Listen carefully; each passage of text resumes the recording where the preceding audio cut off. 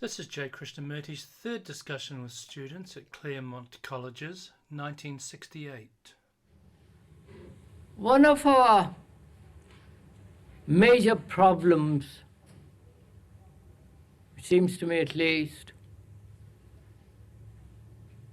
is to bring about a unity of mankind.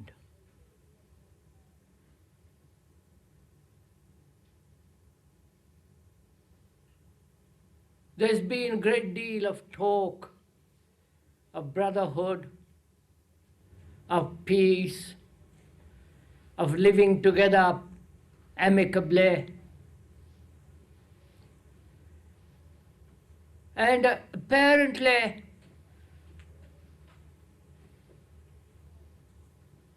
the results have been rather feeble and rather destructive.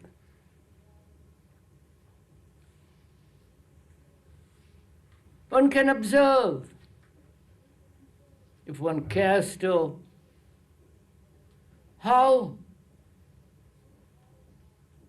the whole of mankind in the East and in the West are splintered by their culture, by their religious beliefs, by their nationalities, linguistic differences, and so on. Religions throughout the world, except perhaps Buddhism,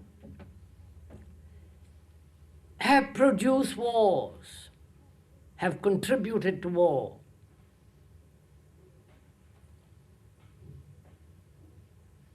Religions organized have in no way brought about peace to man, neither in the East nor in the West. One can observe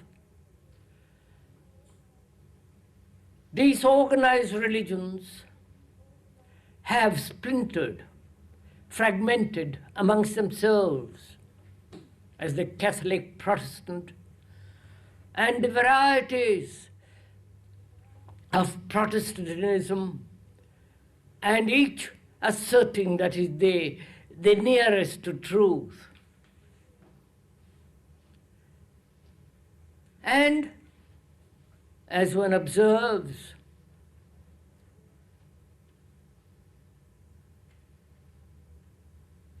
this fragmentation cannot be put together by the intellect, by any theory, by any possibility of a new set of ideas or speculative theological conceptions. Computers cannot bring about this unity. Perhaps it might be possible with a different kind of mind and heart, who are not committed either to communism, socialism, or any particular theological concept,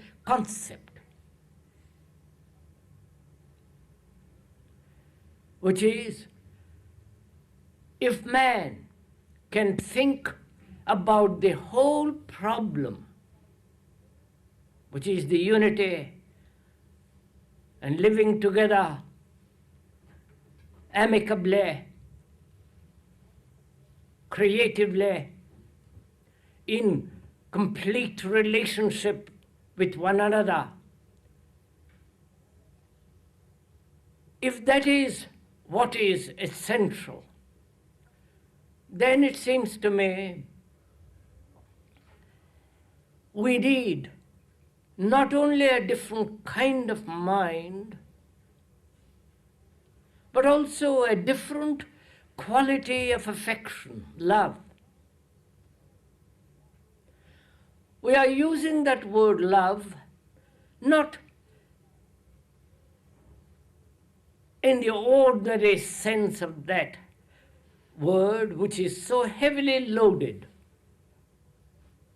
Every politician, every priest throughout the world, everyone uses that word.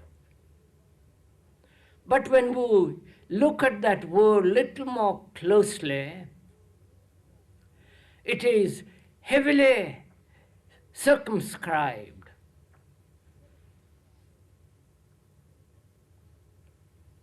Limited,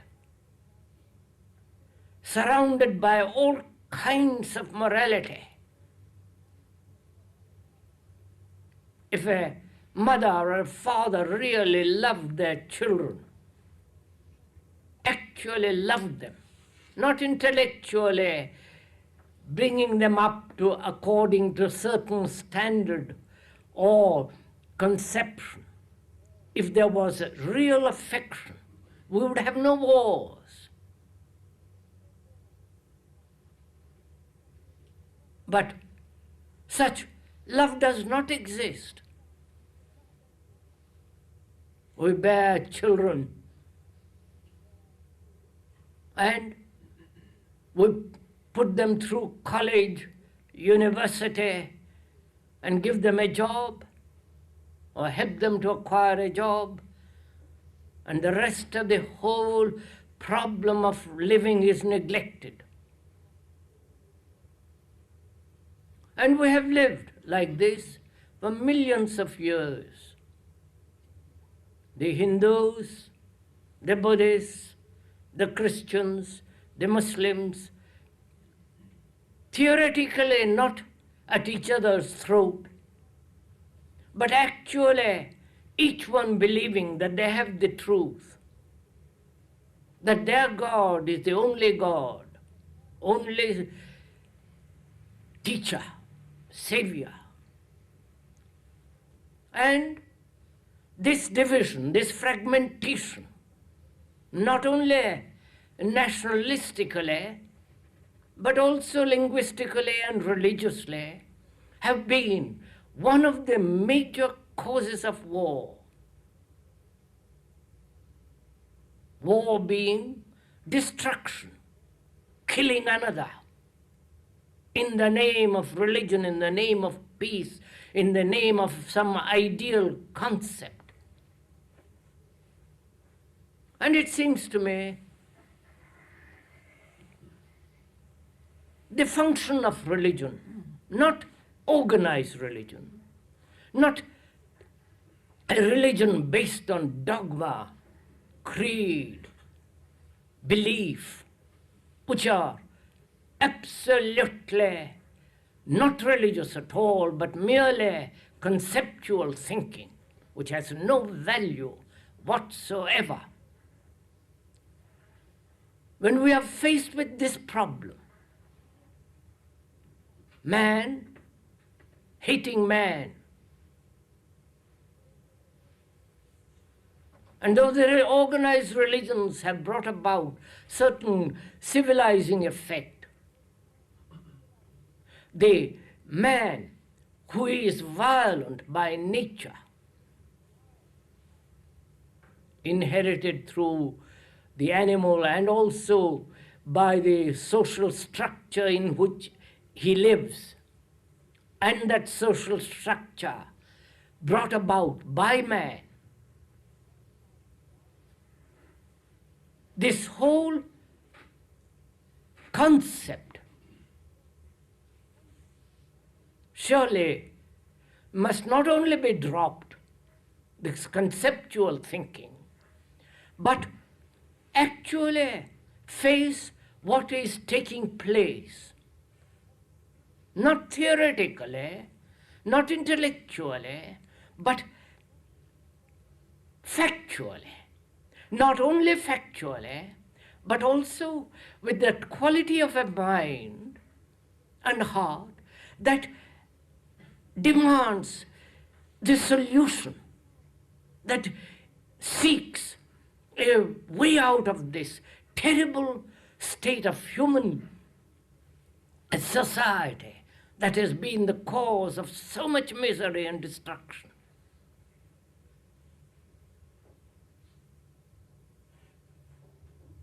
So one inevitably asks, what is the function of any religious mind? Not belief, not dogma, not a theoretical conception of what truth is or what God is, but what is a religious mind? I think that's far more important than to what religion human beings belong to. Whether you are Christian, Hindu, Muslim, Buddhist, that's all matter of conditioning. If one lives in India, there, after 10,000 or 5,000 years of propaganda, tradition, the culture one lives, all that has conditioned the mind to believe or not to believe. Here in the West, 2,000 years of propaganda, continually dinning into the mind belief, dogma, conceptual ideations of belief in a particular form, or, according to the communists, condition them that there is no such thing as God, truth. All this is a matter of not only climate, but also propaganda. If one discards all that, which one must, if one wishes to think sanely, rationally, objectively and deeply, one must discard all that. Not only because they have been the cause of fragmentation and therefore of war, conflict, struggle, battle, but also one must discard it because the mind can invent anything, any illusion, any fragment of a reality. Mind is capable of not only conceptual thinking, but believing in that concept. It can make itself believe, commit itself, and act according to that belief. So the mind can make and believe in anything. You must have experimented, if you have, by bringing a stone into the house and putting it on a mantelpiece and giving it every morning a flower. And so one soon finds out, after a month or so, that that stone has an extraordinary significance. The mind can create of that, bring about out of that stone anything it likes, a sacredness, a holiness, a sense of tradition, continuity, truth, and all the rest of it. If one discards all that, then one must ask, if one is at all serious, what is a religious mind? For if the speaker feels that's the only solution out for human beings, to find out for oneself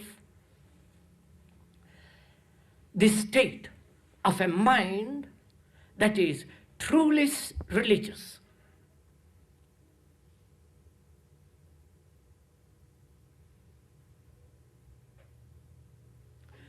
A religious mind which is not a theoretical mind, which is not living on concepts and conceptual thinking,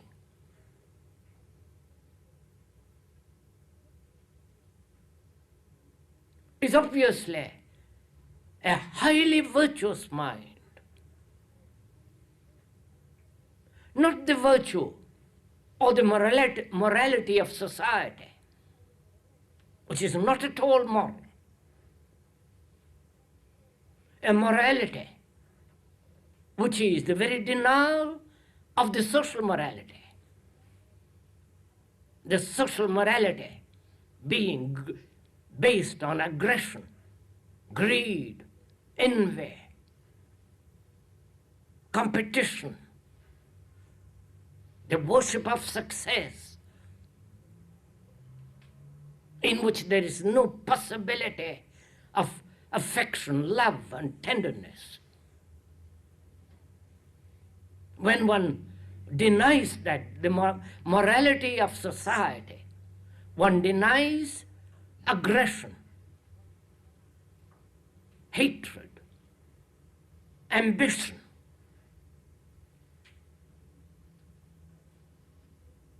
the pursuit of one's own personal achievement.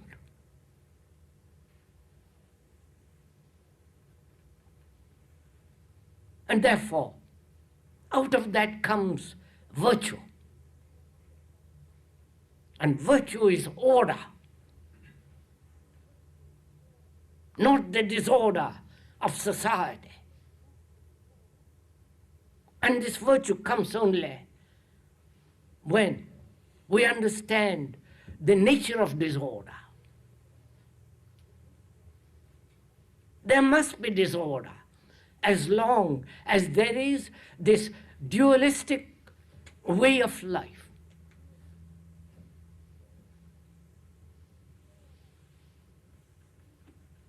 All our struggle in life is dualistic. The good and the bad, the right and the wrong.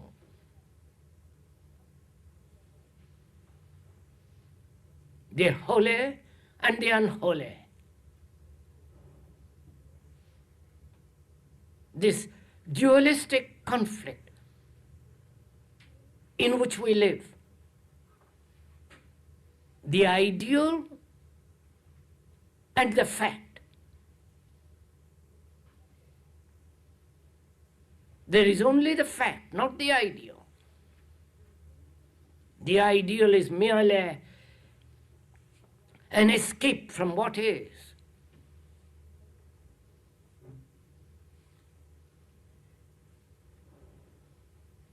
And the elimination of this conflict, that is not to live in dualistic state,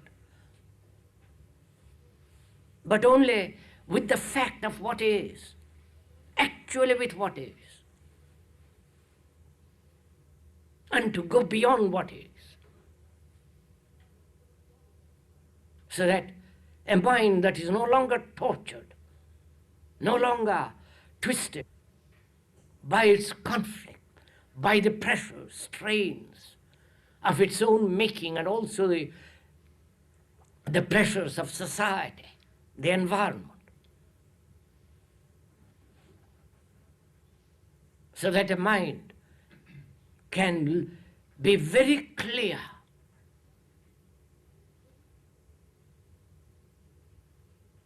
without any distortion. And that's only possible when there is no conflict whatsoever inwardly.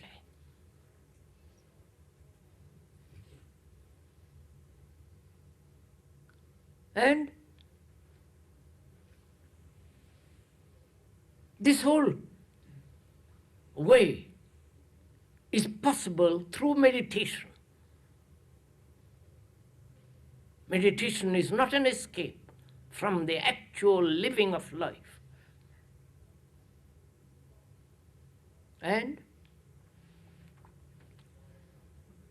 if one goes into it very, very deeply, out of that comes a silence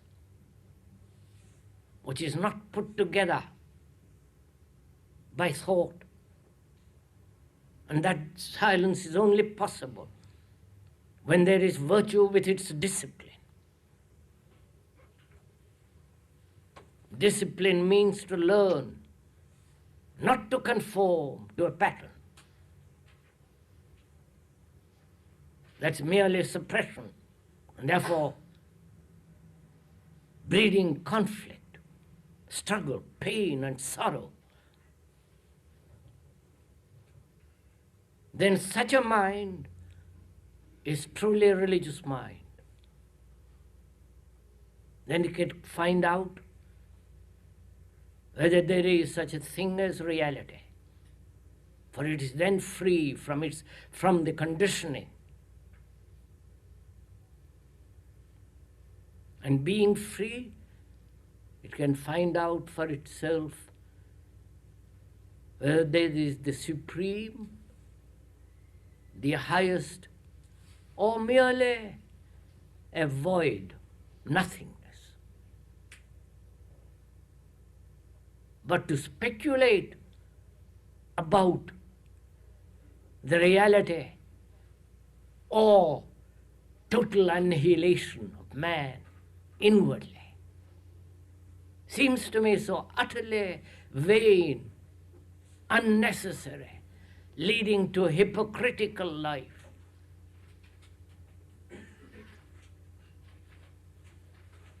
Because after all, we have to find what is the real.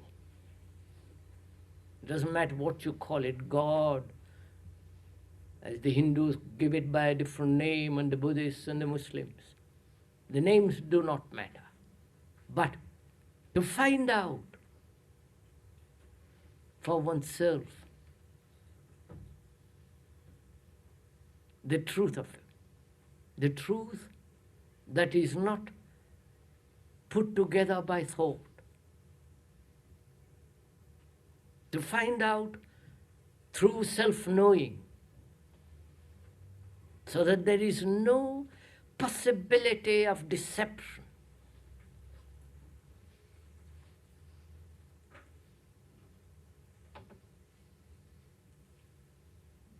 So that there is no question of any illusion. And that is only possible through self-knowing, knowing oneself, and out of that comes a very still mind, a free mind. And such a mind is the religious mind.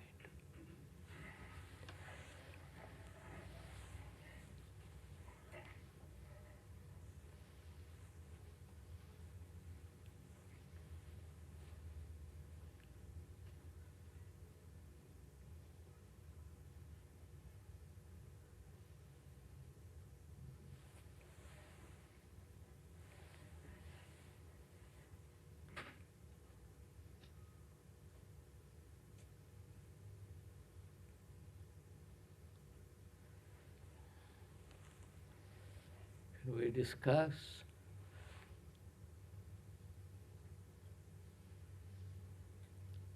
or perhaps you think I'm too dogmatic.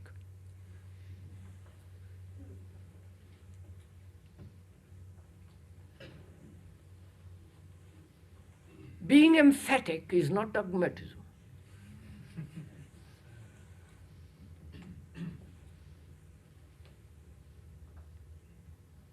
Assertion is not authority. To assert that it is black or white or pink or blue is not authority. It is or it is not.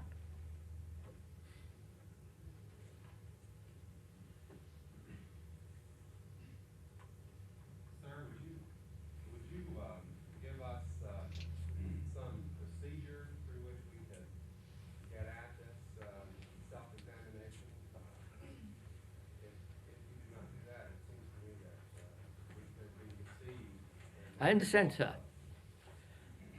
Question is the method, the procedure.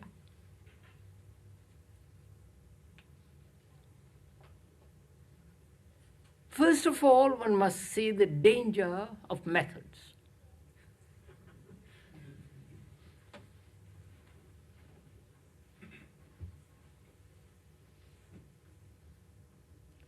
Because you may have a method, and if I am foolish enough to have a method, then we'll quarrel about methods.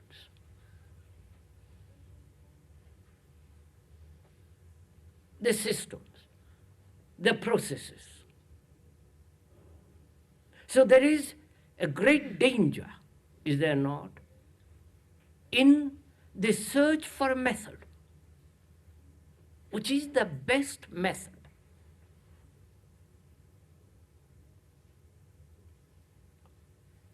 You know, sirs, there is great poverty, misery, starvation in India. Everybody knows it. And the people living there know it for centuries. And the communists want to feed the Hindus in one way, according to their method. The socialists, according to their method. The capitalists, according to their particular system. And each concerned with their method of feeding the people. And so they never come together to feed the people. Because to them, method is the greatest importance, not the hunger of the people. The love of the method is not, can never possibly bring about the feeding of any person. So one must be extraordinarily alert, watchful of any method. Now, the question is, one's mind, one's human structure and nature is conditioned according to the climate, culture, society in which we live. You are a Christian and somebody else is a Muslim, Hindu, and all the rest of it. It's merely a conditioning.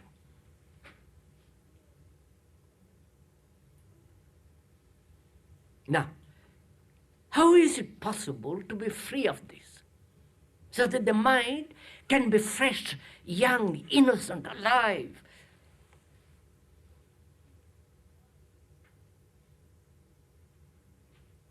So that the mind is capable of looking at life entirely differently, from a different dimension. Not repeat the same old pattern.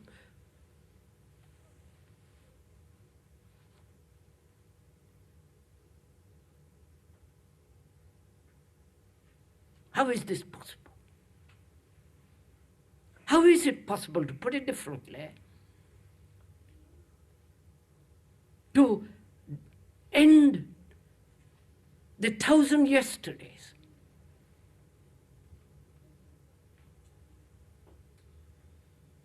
How is it possible to look at life as though you are looking at it for the first time?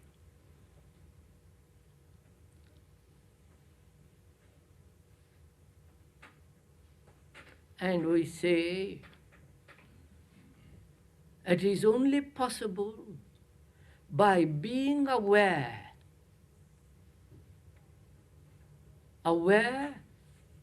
not only of the objective things, but of all the movement of thought inwardly, aware to observe,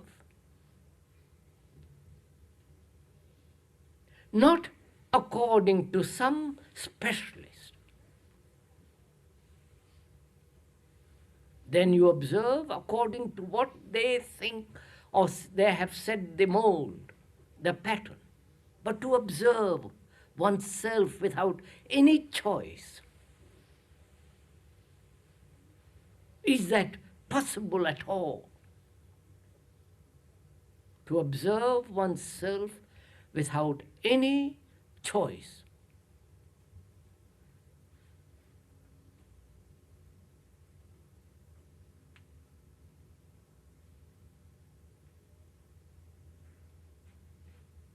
Because choice implies confusion.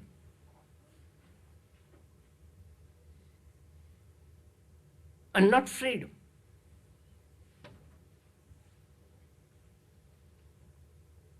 If I choose, I will choose according to my conditioning.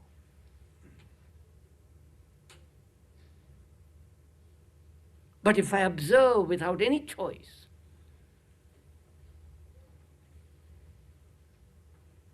then the mind is capable of observing intimately.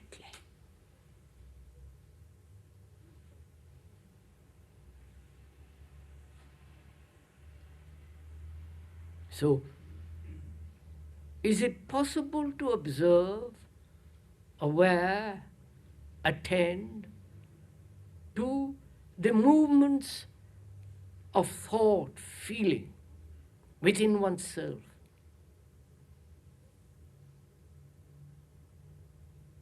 Not only at the conscious level, but also deeply, at the deeper layers.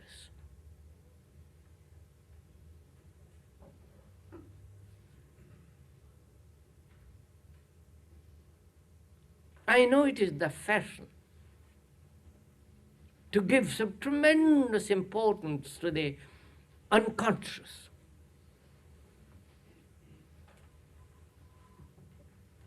Volumes have been written about it. Not that the speaker, reads any of these books, probably thank God.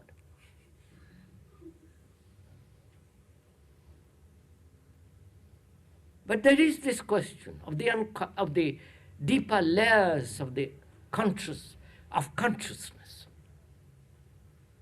Can one be aware of all that? Not only of the conscious mind, why you think certain things, how you behave, whether you are behaving according to the patterns set by society, to be aware of all that.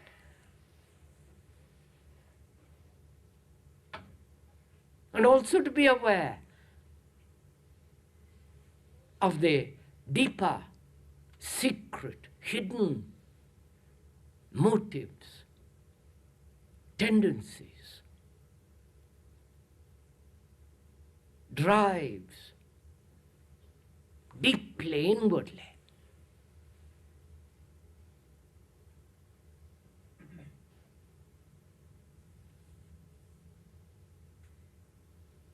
Mr. Krishnamurti, are you suggesting that when a person has examined himself and has become aware of his own consciousness, has become a free man, has understood the role of propaganda, has understood his own conditioning, that then that man can begin to live outside of those conditions, or not anymore affected by propaganda of some kind? And are you suggesting that a man can then live without choosing, without deciding which condition or which society or which religion he will then live out of?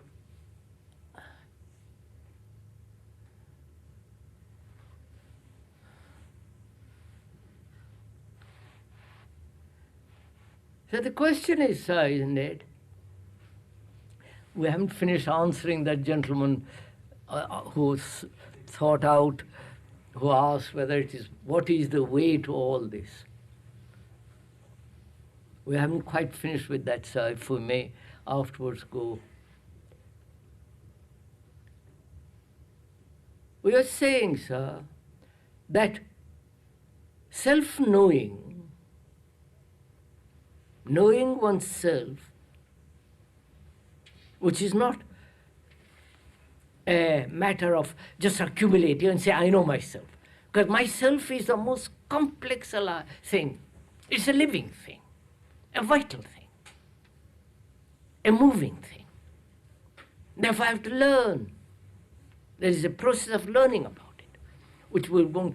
So, to be not only aware of its conditioning outwardly, but also inwardly.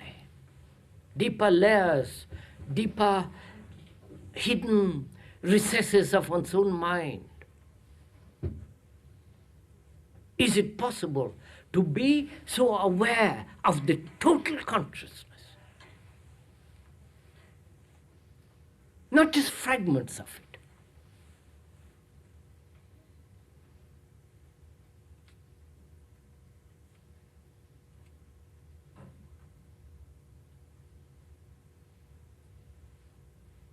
Perhaps some of us may have put that question, or others may not have.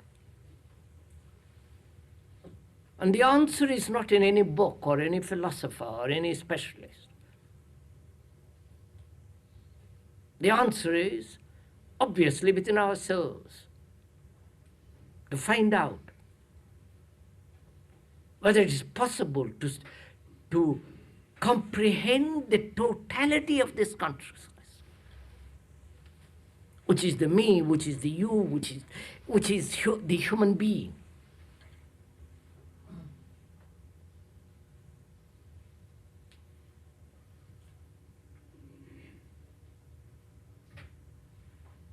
There is this division between the conscious and so-called, I don't like to use the technical term because that is also loaded, the unconscious. There is this division between these two, which is fictitious division.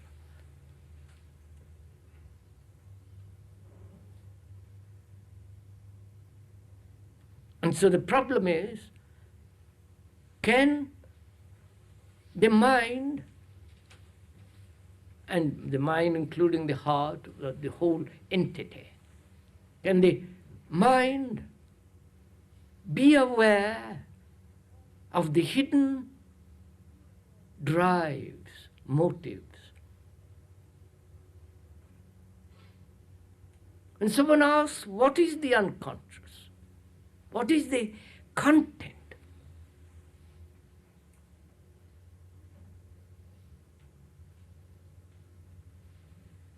One can observe this in oneself very simply. It is the racial residue, the racial, the traditional, the family, the person. It's all there. It is as trivial and as stupid as the conscious mind. No?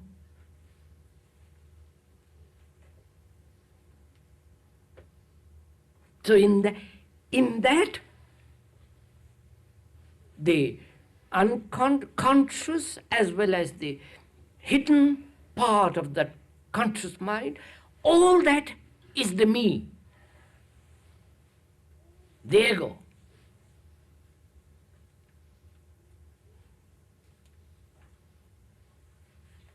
The thinker, the sensor, the observer.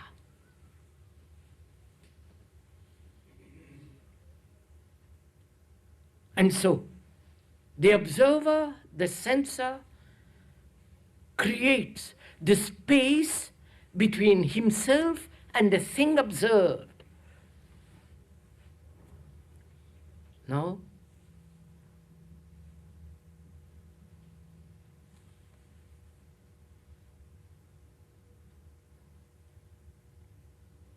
And this space is the cause of all conflict.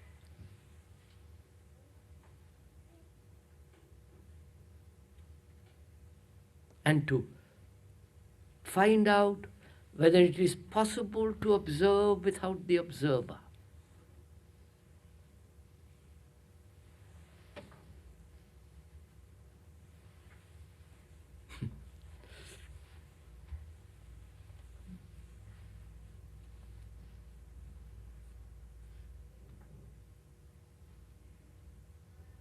And surely,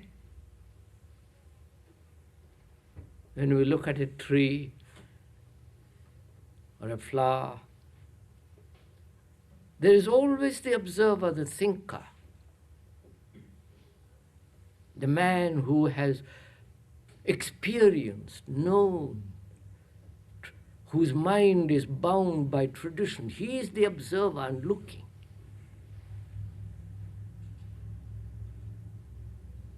Therefore, the relationship between the observer and the observed is always a divided process. In that there is a division. The observer being the Christian, the Hindu, observing a non-Christian, non-Hindu.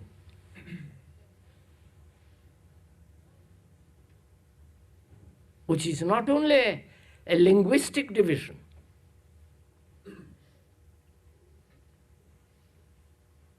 but the division which comes through this accumulated tradition and propaganda and conditioning, the image.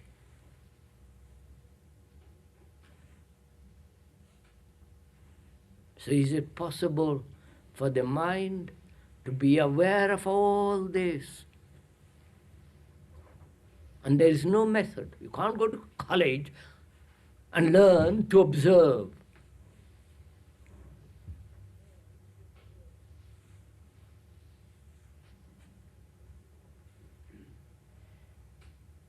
You observe when you are sitting in the bus.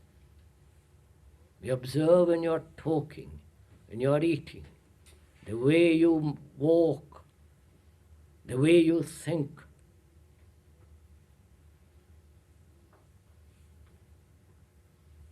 And when one is aware of that, watchful, then one will find that conditions break down. And there is a freedom. Then it's only that freedom, in that mind that is free, can explore what is the real and act according to that reality.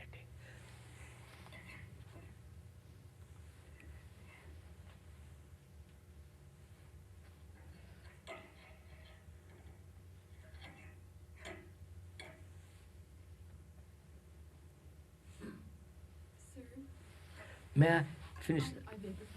Sorry.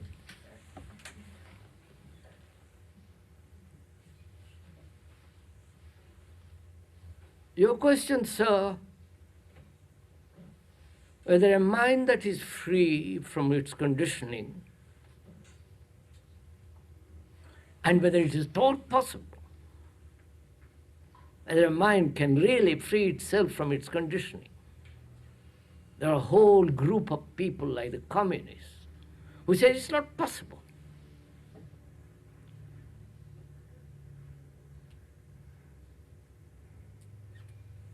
Therefore, live in that prison, make the best of it.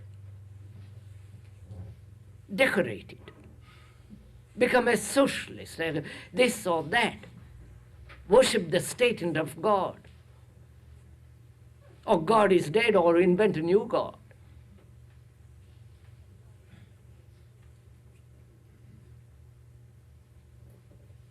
So, one has to find out through this self-awareness, watching,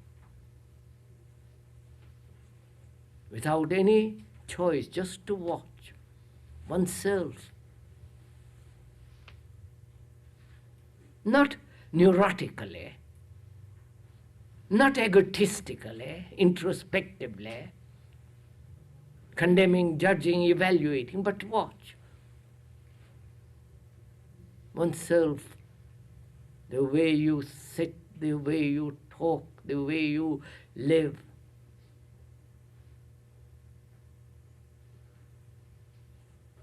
Then out of that everlasting watchfulness, there is a freedom. And such a free mind can live in any society or bring about a different culture because it is tremendously active, not active in the sense of wanting reformation, social patchwork. It is the most revolutionary mind.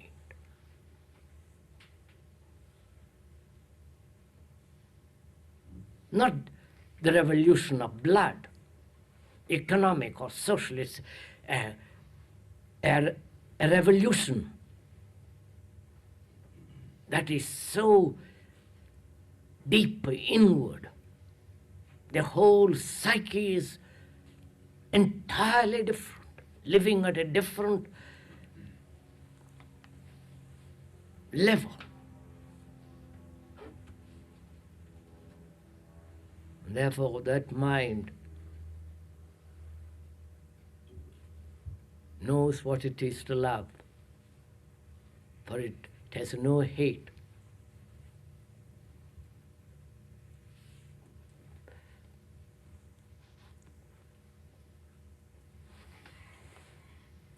Sir, it seems to me that the I, the ego, only exists in relation to other things. Could you comment on this? The ego, the I, only lives in relation to things, to people, to ideas.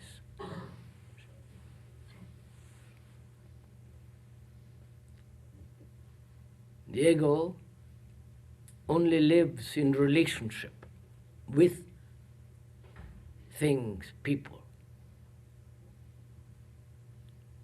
Then we have to find out what is relationship. What is actually relationship?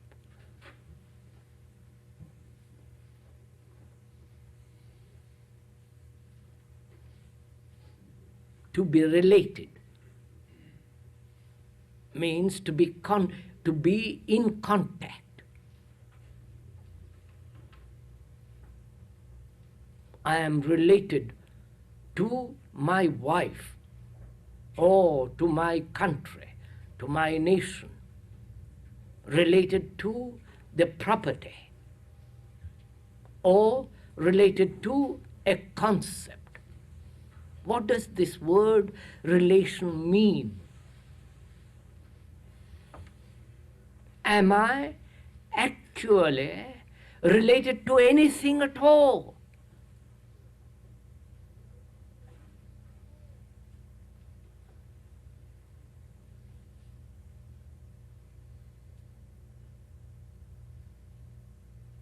Do please consider it. Don't throw it out of the window, but let's find out.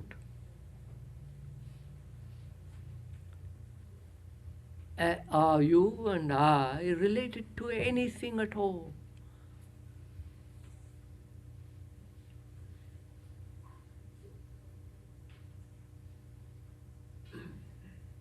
Or related to a concept, an image, a evaluation, experience, knowledge, which is me, the image of me, and that image is in relationship with your image.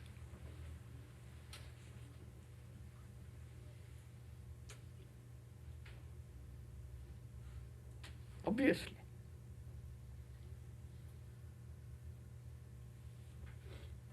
You have your image,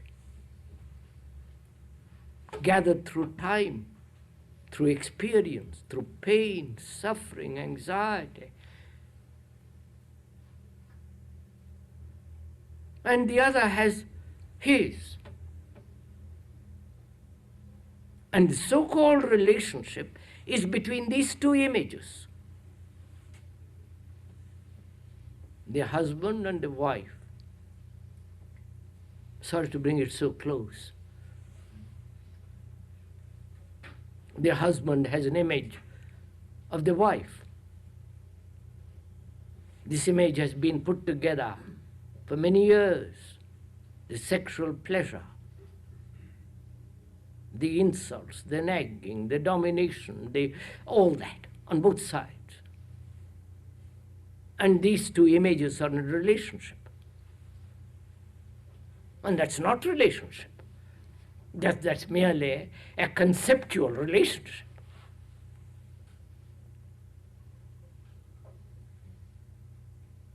So it is this relationship of image between image is the ego. Not the other relationship. The relationship in which there is no image. In that there is no action of the ego.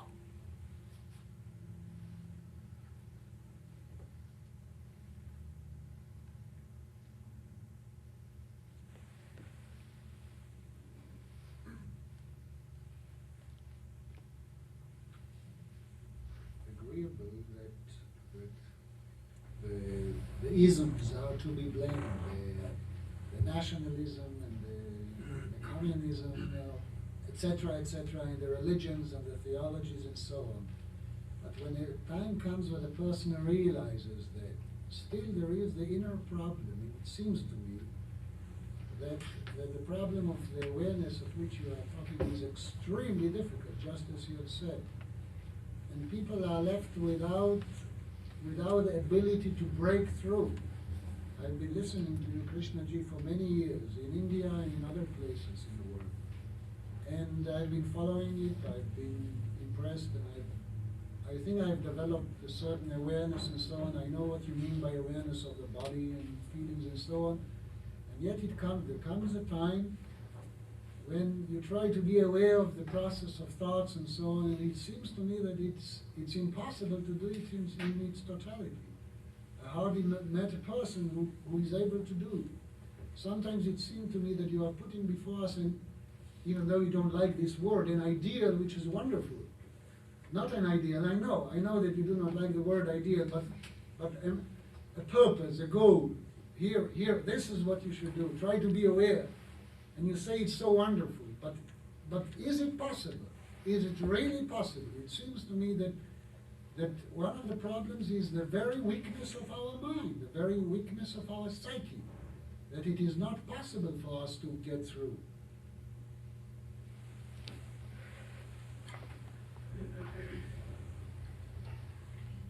So, first of all, if I may suggest, let us drop the idea that it's not possible or possible.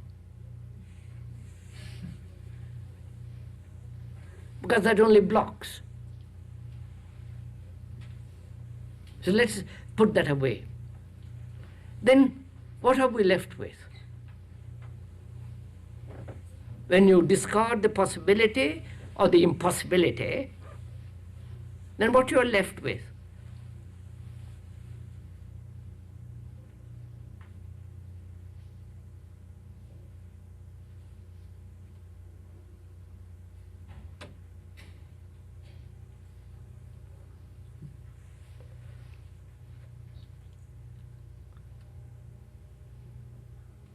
The impossible becomes possible only when you discard the impossibility of it.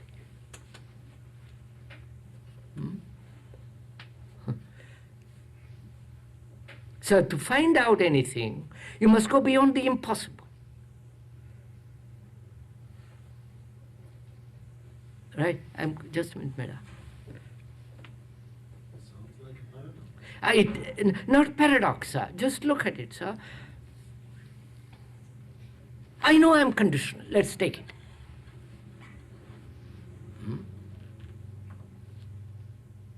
as a Hindu, all the rest of it. How am I? How is the mind to be free of it?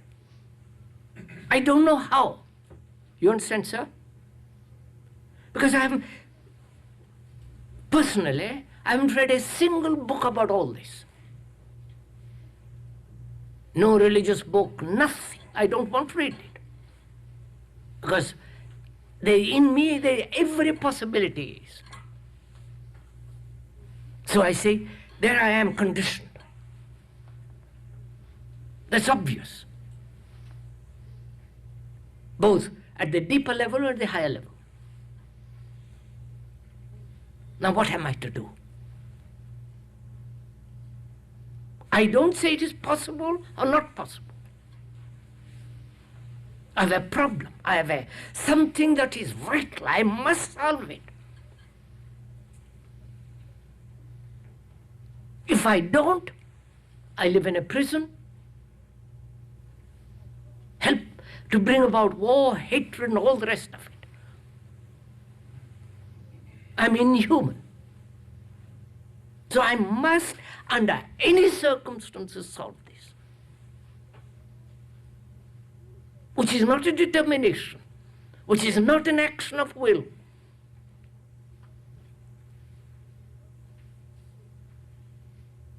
So I watch. You follow, sir? So I watch. I don't want to go beyond. I don't know what it means to be free of conditioning. So I watch. I don't know where it's going to lead me to.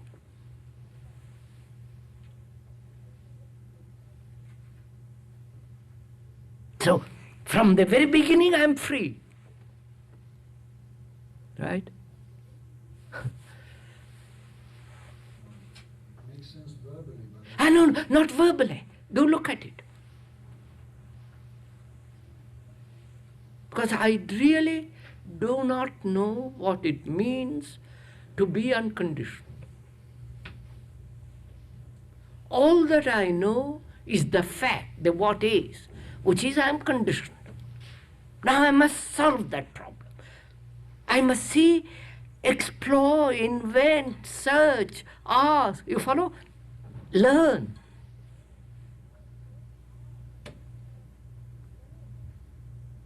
And to learn, there must be freedom. Otherwise I can't learn. So, the very demand, the very perception that I am conditioned is freedom. There is beginning of freedom. Freedom isn't somewhere else, at a distance. So I said there is freedom to inquire. Freedom from fear. I don't care what happens. I want to find out.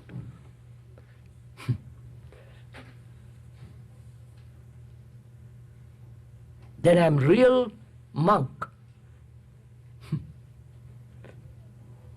You understand, sir? A real person who says, there must be a way I'm going to find it. That requires energy.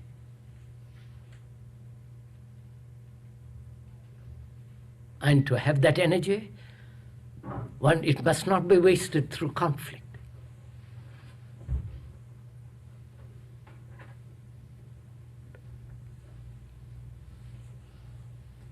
And I shall waste it in conflict as long as there is duality in me. Wanting, not wanting, to achieve, not to achieve, possible, not possible.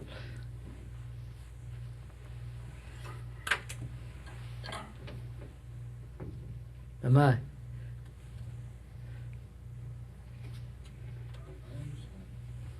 Not verbally, sir. There is no understanding of anything intellectually. Either you understand or don't understand.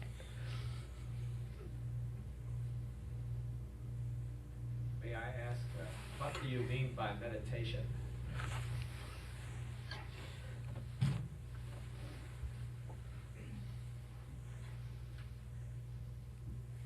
May I put it this way? To find out what meditation is, we shall first find out what it is not.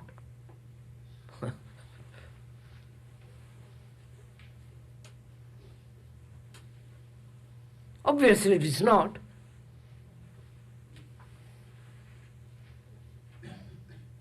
Something people have described, the Maharishi included.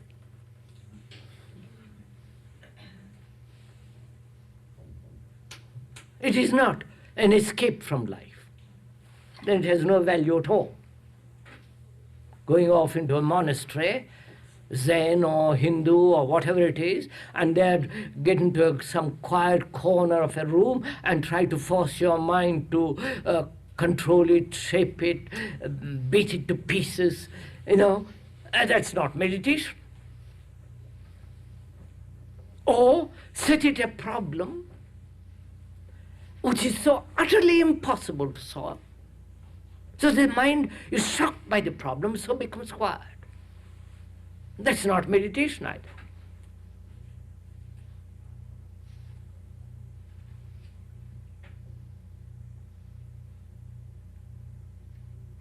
So, it is not doing yoga.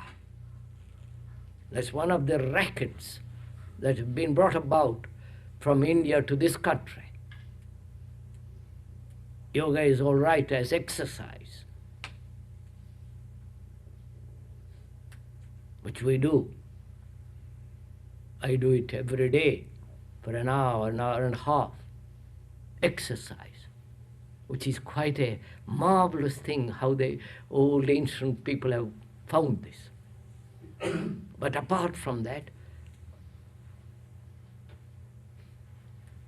obviously breathing quietly, regularly, does quieten the mind, but a stupid mind can breathe regularly, all the rest of it is still stupid.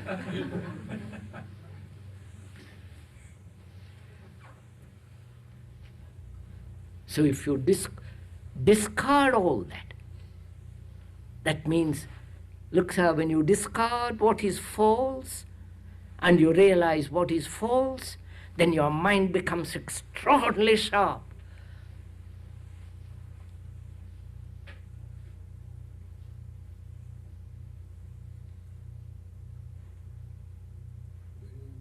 The process of inquiry itself. That's right, sir. Constant inquiry, this is the freedom. Yes, sir. This is already the path of freedom. That's right, sir.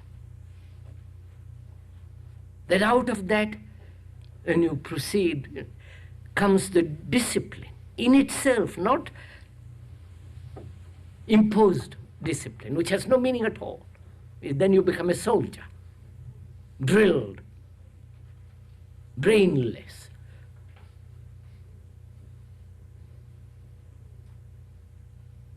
So, as you begin to inquire and see what is false as false, and see the falseness in truth,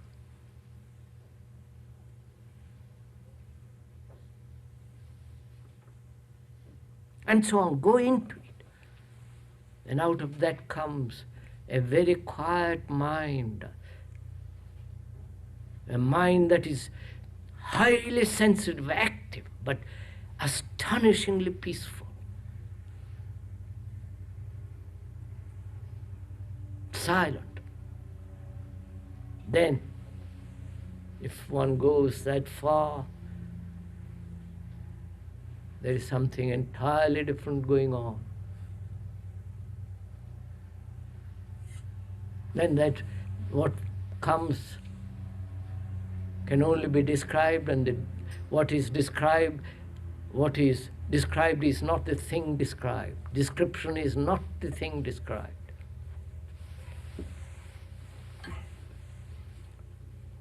You are saying, sir, that the inquiry itself is the ultimate concern.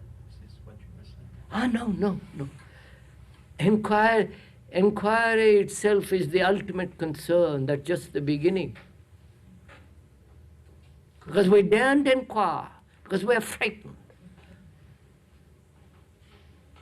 I daren't inquire into the structure of the society in which I live.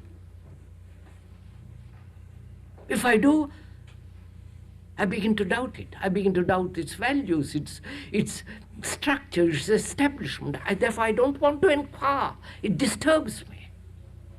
And I rather be secure, safe in my ignorance than to inquire.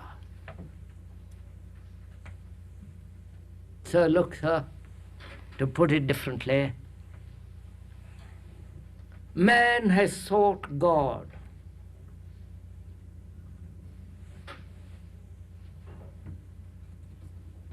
That has been one of the major concern of man right from the very beginning.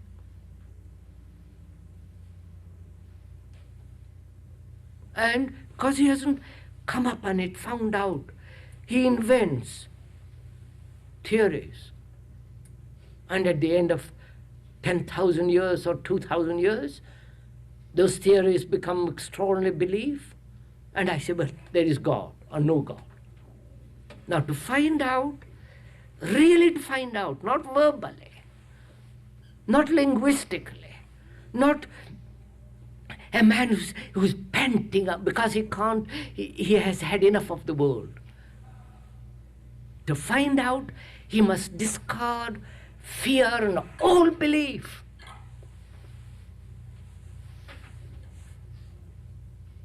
Such a mind is a free mind. And it's only the free mind can find out what is or what is not.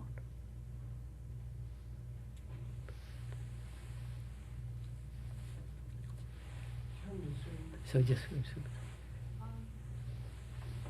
you're going to talk, and as you have been talking for these many years, and this man has heard you, I'm sorry.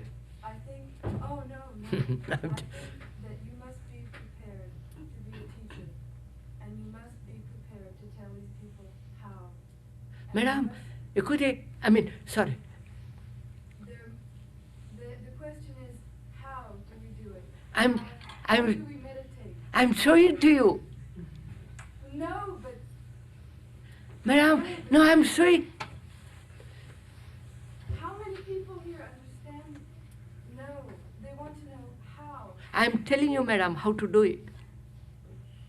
Do you understand how? They never put the question how.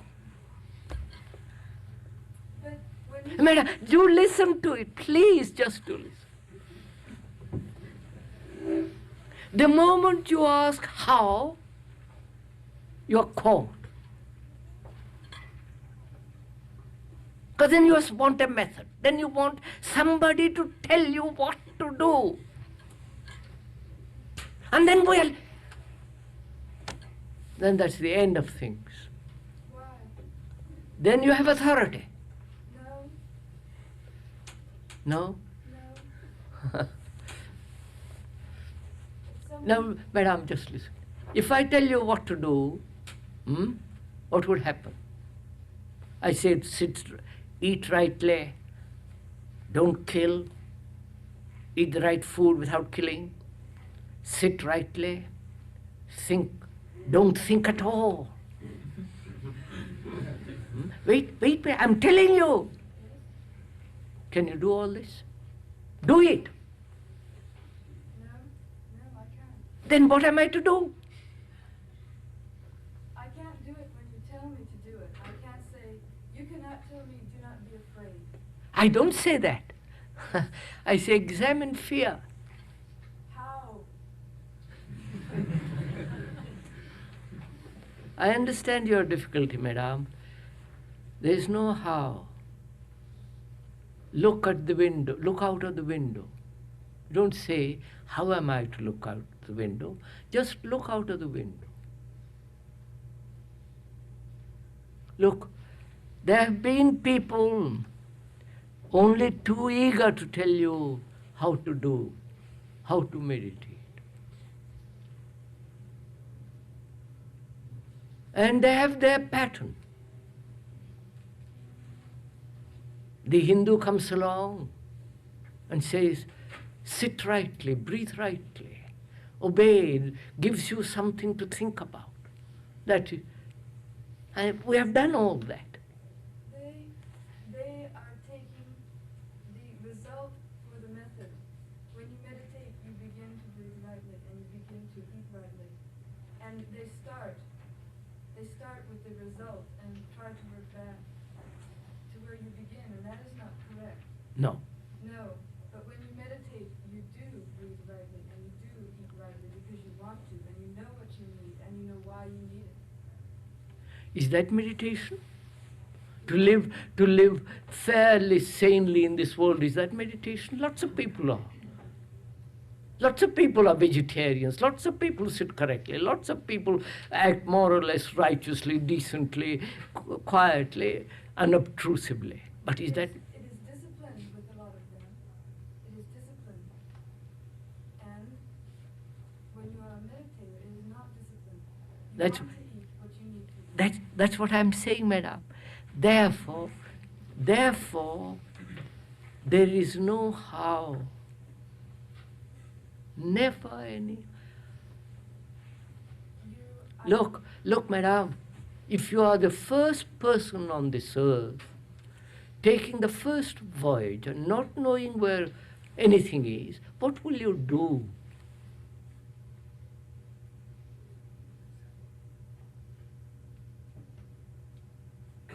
What will you do? You have to find out how to meditate. You have to find out what is meditation. Not how there is nobody to tell you. Then what? Proceed from there. When you say, stop your mind from chattering, and you sit and you say, my mind is chattering, it shouldn't be chattering. No, I don't say that. I want to know why. I know. I want to know why it chatters. I want to know why it chatters.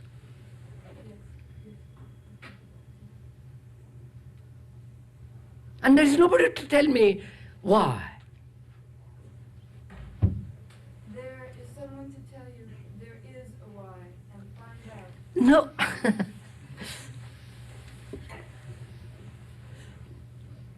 Look, if you are lost in those mountains, you have to find your way. What will you do? There is nobody to tell you.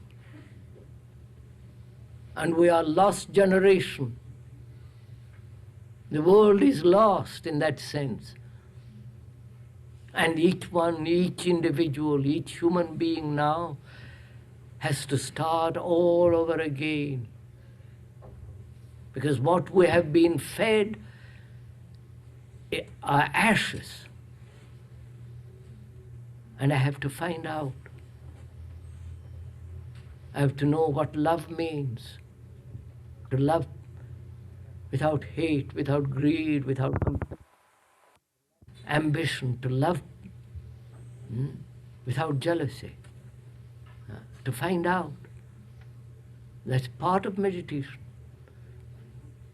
And nobody is going to tell me, because there is nobody to tell me. Because I am now to be the teacher and the pupil.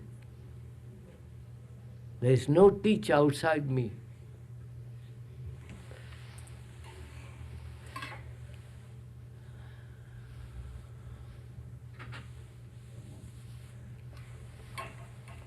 Isn't that enough for time? 11h20.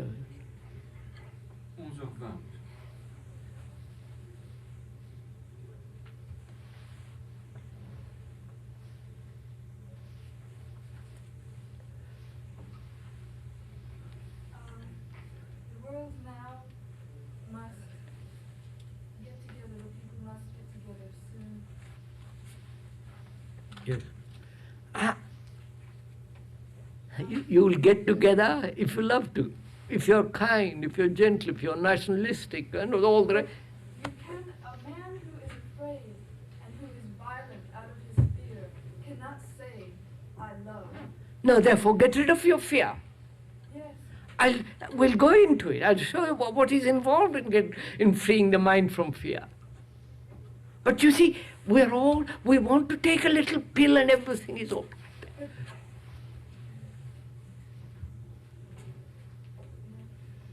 Look, madam, you're lost in the wood. People are confused. And out of that confusion, we want to know, what am I to do? Don't ask what am I to do. First clear up that confusion. Then you will do what is right, always. So why are you confused?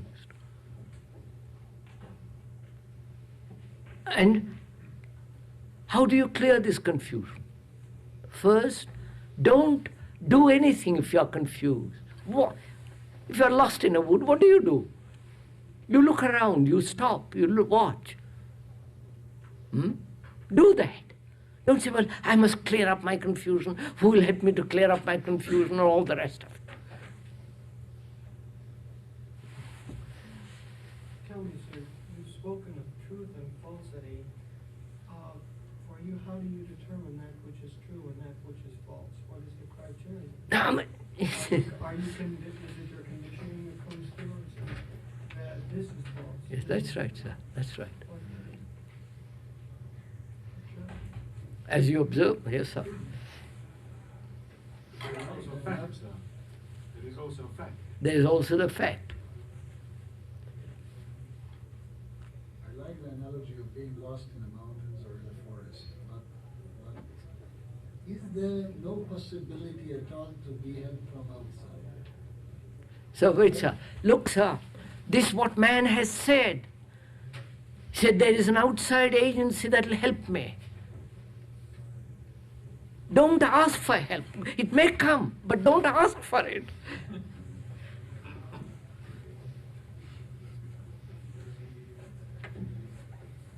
I ask this question because we all know that it is extremely difficult. You yourself say it is extremely difficult. It is extremely arduous. You want us not to say that it is impossible, because then it is impossible. That's right.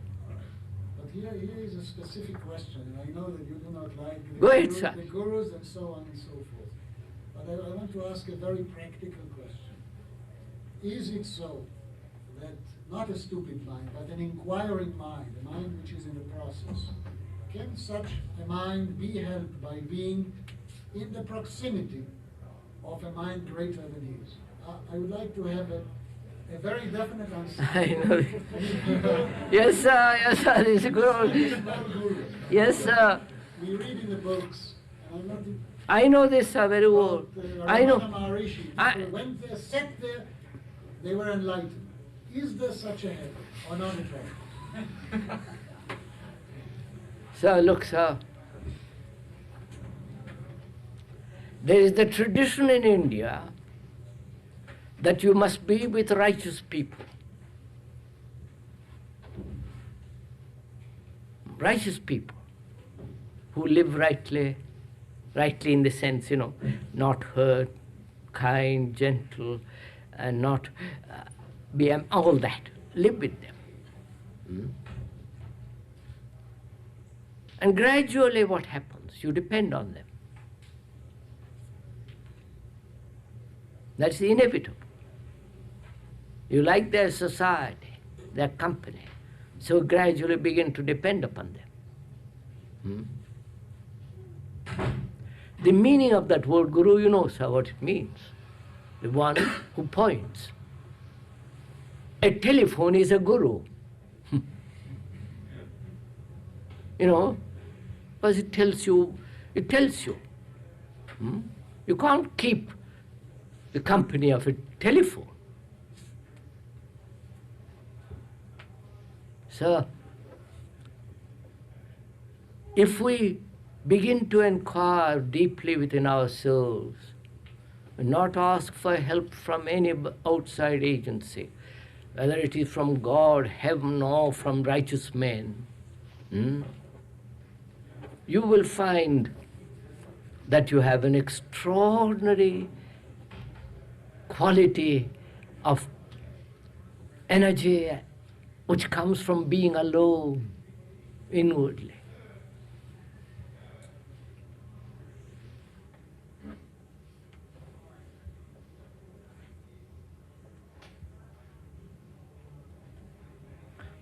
Once a secret agent came to see me. of a government. And the first thing he asked me was, I see you are a great deal alone. You walk alone. You keep to yourself a great deal. What are you plotting?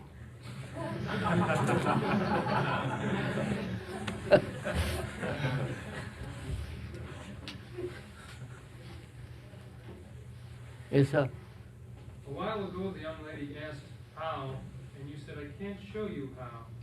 And then a few minutes later, you said, I will tell you how to look at fear, and I will tell you how to eliminate or avoid the confusion.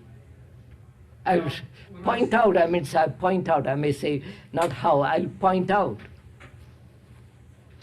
Well, for me, that is the how, because when I started looking at the fear, and when I started standing still and the confusion was there, then I found myself at times being on another plane. And to me, that is the how. Dealing with the confusion and dealing with the fear.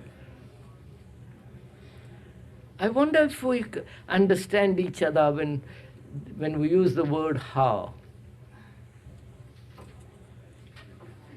The how invariably means, doesn't it? Please show me how to put the car together. The how.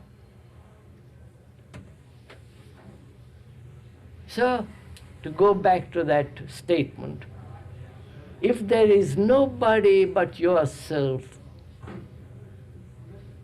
and you say to yourself, I must never be deceived, because it's so easy to deceive oneself. And there is nobody, no book, no philosopher, no guru. They've all failed. They can offer an escape, but they've failed. Therefore, now I am left with myself. And myself is such a deceptive entity.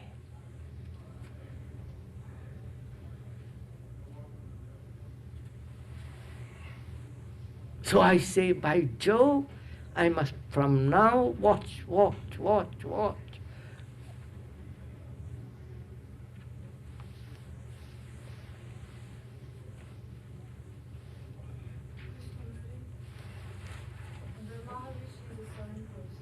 The Maharishi? He's a signpost, she says. I'm sorry, I'm not talking any particular Maharishi. Yes, I know. I'm talking about the Maharishi is a signpost. You know what Maharishi means?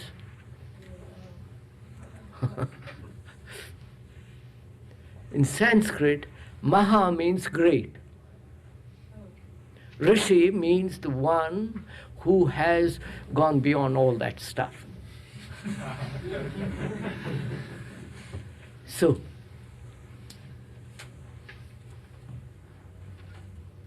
if a guru is a signpost, right? You don't stop there. You leave him. Yes. I mean, wait. You leave him. Put him behind because you're moving. So if you move, the guru is behind you. That's all. No, therefore he is no longer your teacher, no longer the guide. There's another post telling you move. That's all. Finished. Therefore guru is not important. Yes, and he knows. Yes, he says that. That's all. If we understand each other, it's very simple. Yes, but he can teach.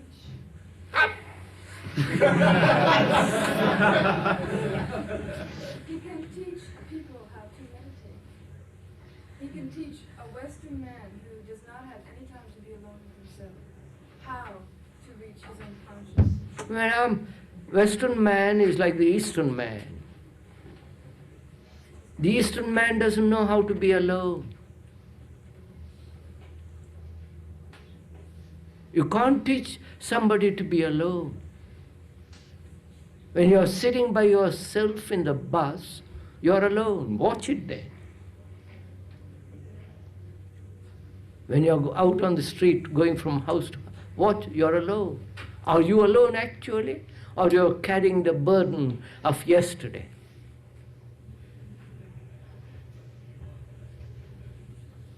You know, there is a story. I'll stop after this. Shut it off, sir. There is. They want the room. They want the room. May I finish the? I'll just finish this story, sir. Two monks were wandering from village to village. And one morning, they cleansed themselves, did their whatever they do, meditation or what, they were leaving. They were on their way to the next village. And as they go along, they see a young woman on the banks of a river crying. And one of them goes to the woman, young woman, and says, "Sister, what are you crying for?" And he says, "This morning I waded across the river. Now it has fallen, I can't cross it. And my family, my children are there. And that's why I don't know what to do and I'm crying." He said, "Don't cry." And he picks her up, carries her in his arms and wades across and leaves her on the other side. And they go on. After 2 hours, the other monk says, "Brother, we have taken a vow never to touch a woman. How did you feel carrying that woman in your arms? Wasn't it, aren't you breaking your vow to touch a woman, carrying her in your arms?" And the other monk says, "I left her 2 hours ago behind. You are still carrying her, are you?"